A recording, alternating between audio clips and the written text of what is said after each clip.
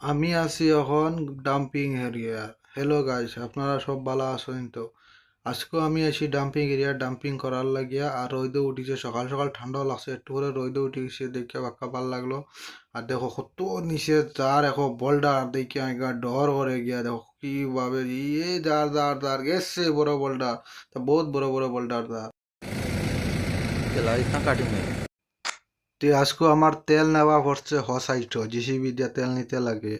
তো JCB load করছি, তেল করিয়ে আইছি না। আর সকাল সকাল খুব বেশি কুয়াশা ফলাইছে, মানে দেখো বেল বাজি আছে তখন 10টা, তখন কুয়াশা আর রান্না টিল্লার নিচে তো আর কাটিং হয়ে দেখো কি রকম জুরুম, মানে ওখানে ডাম্পিং করে দেখো একদম ওলা সুন্দর মাটি, কিন্তু এগুলা এই দেখো নিচে 150 ফুট নিচে হইব।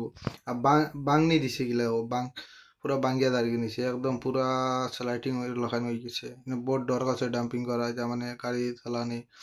আর তোমার 150 ফুট নেই উপরে আমরা আছি, আর নালা 150 ফুট নিচে। আর বাসর কোনো কমিনা নাই ভাই, তো বাস এই জায়গায় তা হইয়া লাভ নাই।